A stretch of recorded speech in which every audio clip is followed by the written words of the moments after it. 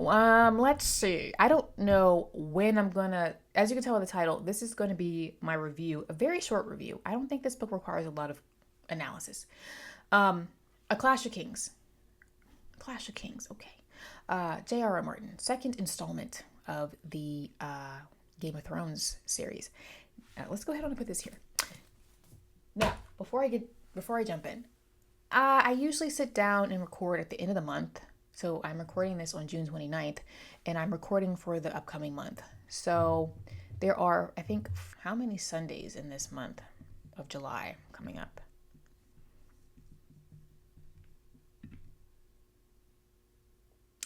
4. Okay. So it's summer, and in July, I have a couple fun things planned.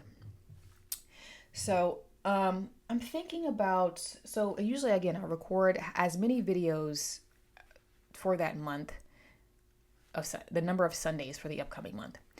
There are 4. I'm recording 3. If I think I might take one Sunday off and not post and just give myself a wee break.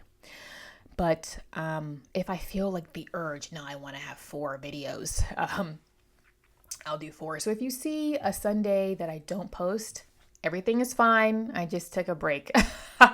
So yeah, let's dive in. I know I didn't ramble really, did I? That's okay. It's because I'm getting hungry and I want to eat my lunch. Also, one of my best friends, I know she sent me a very long voice message like she texted me a long voice message. And to be frank, I want to hear it because I know it's going to be good. And I want to move on. All right. Clash of Kings. Crowns do queer things to the heads beneath them. So in A Clash of Kings by Martin, this is the sequel to A Game of Thrones. I will link my Game of Thrones review down below should you want to also see that I did last year. And it does pick up quickly where the first book leaves off. I don't think this book needs a ton of analysis, like I said right at the beginning, partially because it's really easy to spoil these books. They're quite plot heavy. But I also consider it to be a straightforward fantasy novel. I think that people get overwhelmed when they want to dive into Game of Thrones. And again, I can't vouch for the subsequent books here because I haven't read them. Because there's a lot of characters and each chapter is being told from a different character's perspective. And so some people think, and this is what I thought when I first picked up the series, how am I going to keep this all in my brain? But I don't find it to be that confusing at all. I don't find it to be confusing at all. So if you were wondering, I don't really find the plot of this to be complicated. I think, I don't. So after the death of King Robert that occurs in the first book, there is turmoil in the 7 kingdoms with 4 men claiming kingship. So you have Rob. Is it Rob, right? Rob. Hold on. Rob Snow? His name, not Rob Snow. Oh my gosh.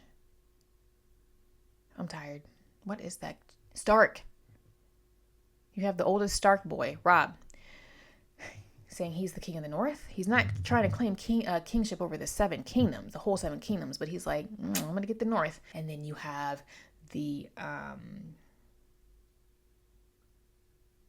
Lannisters, trying to retain their power that they have since King Robert has passed away. And, now he's married to a Lannister, or he married a Lannister. But those children's, the supposed heir to the throne, is them really his kids? Debatable. And then you have Daenerys out in the desert with her dragons. And so there's murmurings that there are dragons, but Daenerys hasn't really entered into the forefront of what is going on with all these other people yet. She's still lurking in the background. So I can't wait for her to really show up and show out, but okay. And so with all of this turmoil, there's war that's ensuing. And again, keep in mind, you've got Daenerys in the background with her dragons, and you've got these creatures starting to pop up in the north. Okay, winter is coming, and you've got the others, you've got dire wolves, and I know that we're going to probably come across some other strange, forgotten mythical creatures that they say, oh, that's long ago, they don't exist, whatever. But do they? They're real in this story anyway. So that's where I'm leaving it. That's where I'm leaving it. Anymore, it's going to be a tedious list of all these characters and what they're getting up to, and it's just one of those stories. Dive into it for yourself, enjoy it, and just get wrapped up in it. And I don't want to spoil too much. And if I were to go through all that, you'd be bored to tears. Okay. And so I'm just going to highlight briefly a few of the themes that I think that are worth noting, because yes, this is really fun to read. It's one of those fantasy novels where you could just get to space out and enjoy the plot. And I don't annotate Game of Thrones a whole lot. I do have a couple quotes that I picked out because I liked them and they prove my points. But, you know, you read these for fun, right? You read them for fun. So a Game of Thrones is what we call the whole series, or a Song of Ice and Fire. I think another good title for the series would have been A Game of Words, because Martin, you can take that. When you finally want to grace us with your presence and release the last book, stop playing games, playa. What you doing, my guy? Bruh. You not young. Hit us with that last book. But okay. Anyway, but you can take that. A Game of Words. You can take that. He doesn't know I breathe air. This is a world in which the tongue is just as dangerous as the sword. You see what I did there? You see what I did? Okay.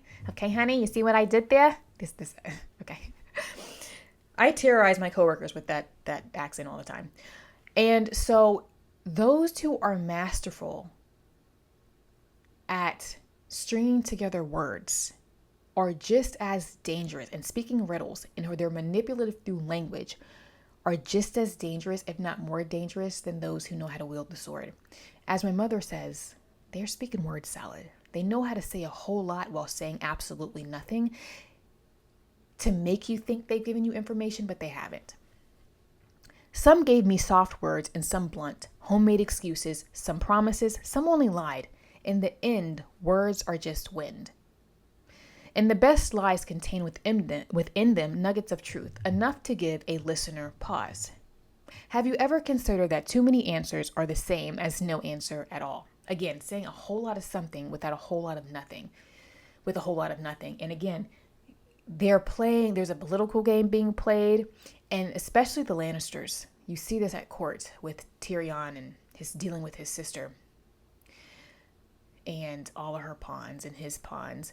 It's a game of words, and they have to be very particular, and they're always reading between each other's lines. You can't really trust anybody, and that's probably my favorite element of this, is this manipulation and game of words. So yes, we're in an unstable Seven Kingdoms. There's going to be a fight for power, and so this series is known for, I would say you can say that this series is highlighting how corruption plays a major role in how power shifts. Power resides where men believe it resides, no more, no less. So yes, power is fickle. You can be in favor with the populace one day, and they're ready to throw you out the next. Also, amongst these houses that are fighting for power, they're trying to make alliances through marriage and marriages. And then once somebody turns, or they're no longer, going the way that you want them to go, they're no longer operating amongst this house's will, they're going to turn on you. And so that's how we ended up with Ned Stark with his head on a pike, right? He knew too much. He was no longer useful. He was dangerous. And so, power shifts. And so he's highlighting that in this series. However, within this, you do, in this particular story in particular with Clash of Kings, you have a populace that is beginning to realize that these leaders ain't worth nothing. Some of them, they ain't right, okay? And they've put them up, these people have been put up on a pedestal. They're up there living lavishly, right? They're eating, they're well-dressed, and the people is They're hungry, they're sick, they're tired, they're being taxed to no end. This is relatable. And so they're sick and tired of being sick and tired, and the people are rowdy. That's what leadership doesn't want. They don't want a rowdy populace. They don't want the populace to start to do this together and get on one accord, because then they start to turn on the leadership, and that's how revolution happens. Okay, typically. And so you have this populace that realize these people aren't deities. These people aren't gods. They poop like the rest of us. Get rid of them. They're shady. They're playing us. And so the common people in this book are starting to rebel. They're starting to fight back, especially against the Lannisters. When you have seen your kings turn green in a storm, it was hard to bend the knee and pretend they were gods. So lastly, one last topic. I said this was going to be short.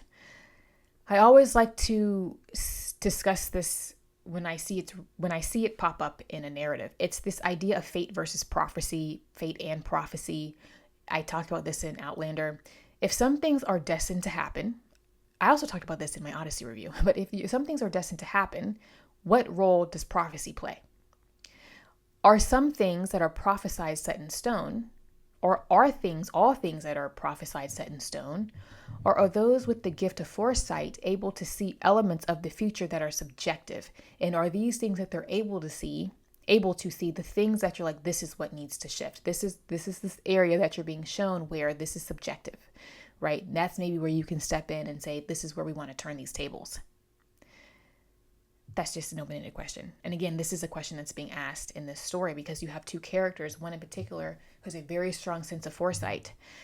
The things I see in Green Dreams can't be changed. Then his sister says, why would the gods send a warning if we can't heed it and change what's to come? So again, what is the purpose of prophecy? We see it in the Trojan War. Nobody likes a prophet. Nobody likes a prophetess because sometimes they're saying stuff you don't want to hear. And that's what Cassandra in the Iliad, she wasn't well received because she was not bearing good tidings, but she ended up being correct. And so what's the purpose of prophecy? Is it to give you foresight so that you can plan? But are you only given things in certain pieces so you don't know the whole context? And so how should you approach that? Or is it just giving you foresight because these things are going to happen? Brace yourself. There's nothing you can do to change it. That's just thrown out there. That's it. That's my brief little synopsis of Clash of Kings. I told you this would be short. Very short for me. This is my second read, actually, of Clash of Kings. I first read it in, I want to say somewhere between 2015 and 2016, but I remembered absolutely nothing of it.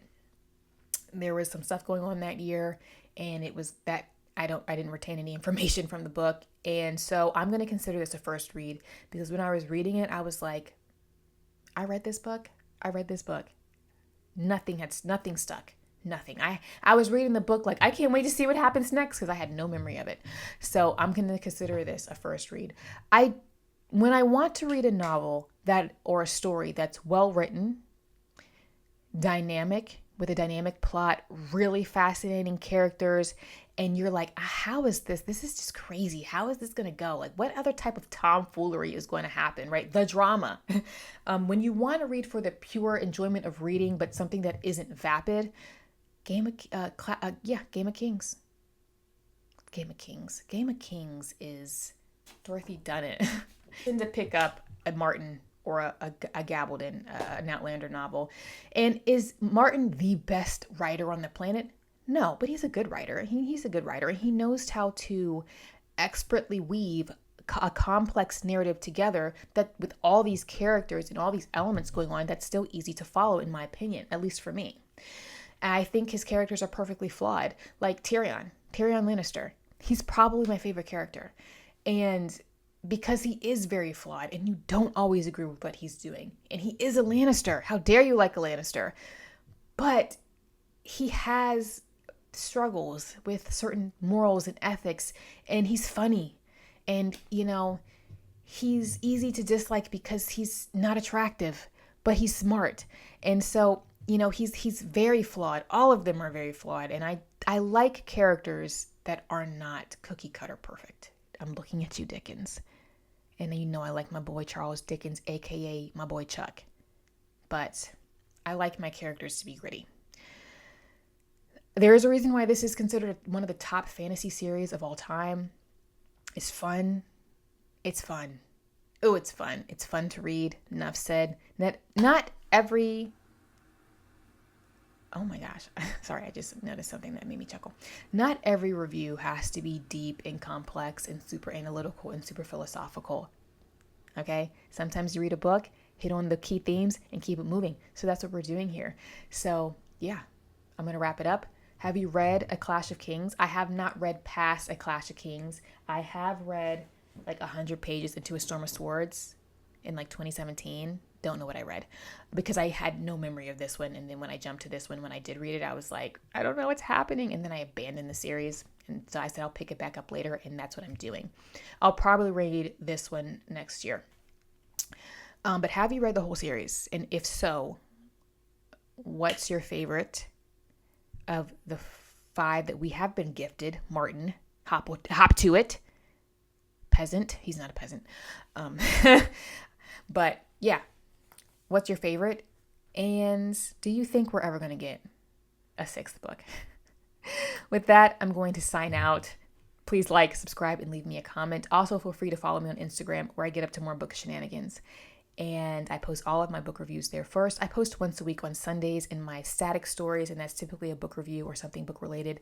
And I post fairly frequently in my Instagram stories. I've been posting a lot less. I've been taking less time. I've been taking more time to actually off of social media. I'm not scrolling too much. And when I do post, it's something goofy and funny, something that made me chuckle. Because I need to chuckle these days. All right, I'm going to sign out. See ya.